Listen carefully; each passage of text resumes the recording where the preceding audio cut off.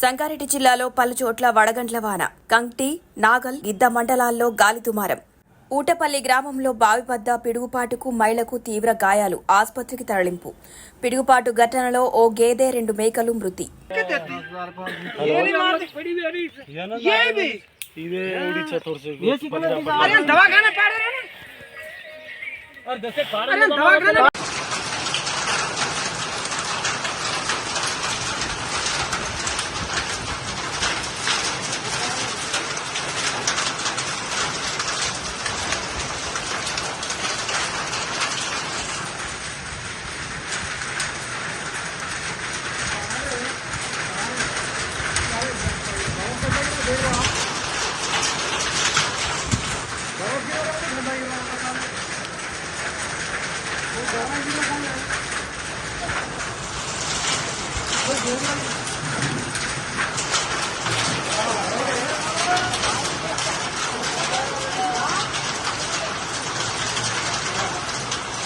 Hi everybody, this is Kiriti Damaraju.